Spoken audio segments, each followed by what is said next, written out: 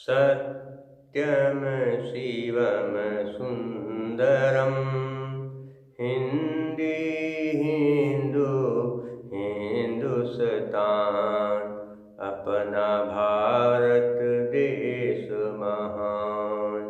मैं प्रतीक Ram Verma, assistant professor, Shri Gandhi महाविद्यालय, सिधौली, सीतापुर।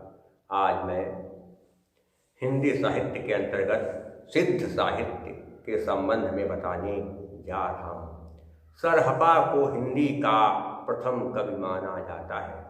इन्हें सरोज, वज्र, राहुल भद्र आदि नामों से भी जाना जाता है। सिद्धों में सबसे पुराने सरहपाद हैं। सिद्धों ने बौद्ध धर्म के वज्रयान तत्व का प्रचार करने के लिए जो साहित्य जनभाषा में लिखा वो हिंदी में सिद्ध साहित्य की सीमा में आता है। वज्रयान का केंद्र श्री पर्वत रहा। सहजयानियों की भाषा का नाम संध्या भाषा है।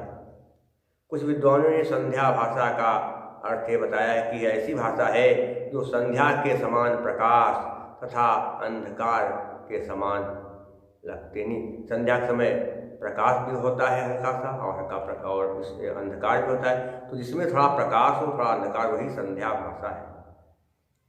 कुछ विद्वानों ने संध्या भाषा का अर्थ अभिप्राय युक्त वाणी बताया। क्या अभिप्राय युक्त वाणी? लेकिन पंडित विधुशेखर शास्त्री ने बताया कि मूल शब्द संध्या भाषा नहीं बल्कि संध्या भाषा रहा। संध्या भाषा ज्योतिरीश्वर ठाकुर द्वारा रचित वर्ण रत्नाकर जो 14वीं शताब्दी में लिखा गया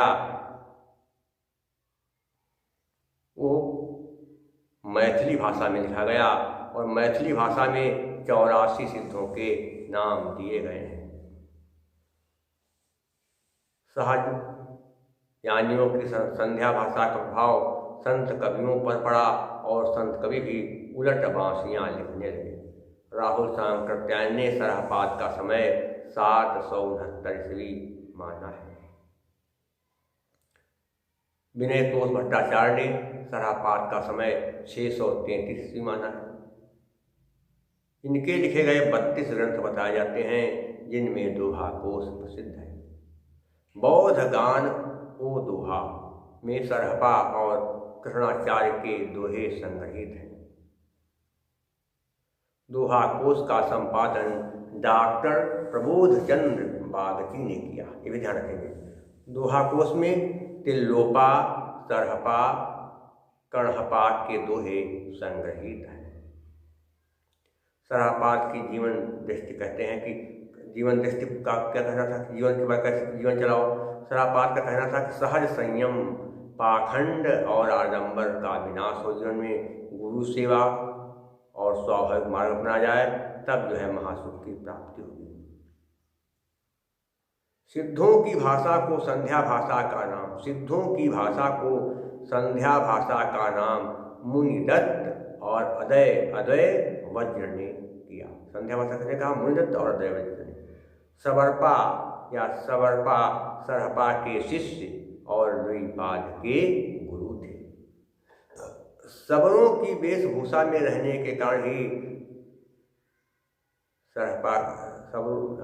सबरों की वेशभूषा में रहने के कारण ही सरहपा के गुरु का नाम सबरपा पड़ गया। इनका जन्म क्षत्रिय कुल में सन 780 ईस्वी में हुआ।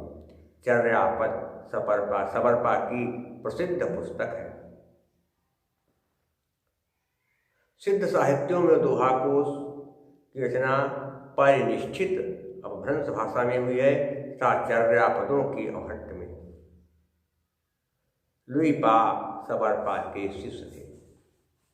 84 सिद्धों में लुइपा का स्थान प्रथम तथा सबसे ऊंचा माना जाता है। लुइपा साधना में इतने ऊंचे थे कि उड़ीसा के राजा दारिकपा और मंत्री डेंगीपा इनके शिष्य हो गए। लुइपा के डोमिम्भपा का जन्म मगध के क्षत्रिय वंश में 840 ईस्वी के आसपास हुआ।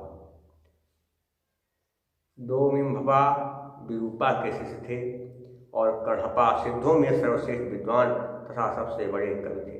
कढ़पा का जन्म कर्नाटक के ब्राह्मण वंश में सन 820 ईस्वी में हुआ।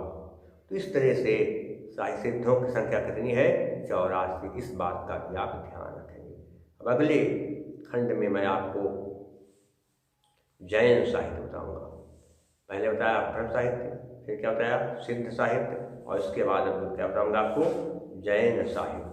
जैन साहित्य में कौन कौन कवि हुए, उनका क्या विशेष काम हुआ, ये भी आप समझ लेंगे थोड़ा सा। तो आज के लिए बस इतना ही। हिंदी हिंदू हिंदुस्तान, सत्यम शिवम सुंदरम।